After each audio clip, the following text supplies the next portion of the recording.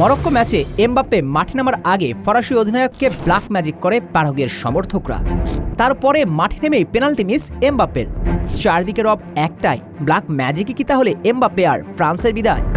অবশ্য প্রশ্ন আছে একটা, হঠাৎ এমবাপ্পেকে ব্ল্যাক ম্যাজিক কেন করছিল প্যারাগুয়ের সমর্থকরা? উত্তরটা পেতে খুব বেশি বেগ পেতে হয় না।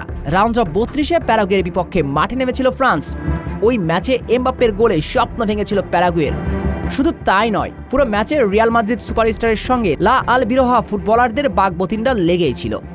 ম্যাচ শেষে প্যারাগুয়ের গোলকিপার বল পর্যন্ত ছুঁড়ে মারেন এমবাপ্পেকে। আর ওই হারের দাগ এখনও মুছতে পারেনি প্যারাগুয়েনরা। তাই তো মরক্কো ম্যাচের আগে এমবাপ্পে যেন চোখের জলে বিদায় নেয়, সেজন্যই এমন কাণ্ড করেছিল তারা। কিন্তু নামটা তো এমবাপ্পে, তার কাছে কোনো জাদুটোনা কাজ করে না।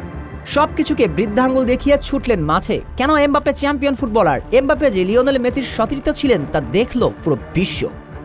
প্রথম পেনাল্টি মিসের দলকে ব্যাকফুটে ঠেলার পরেই নিজের স্বরূপে কিলিয়ান মরক্কোর জালে এক গোলের পর তুলে নিলেন আরও একটা অ্যাসিস্ট।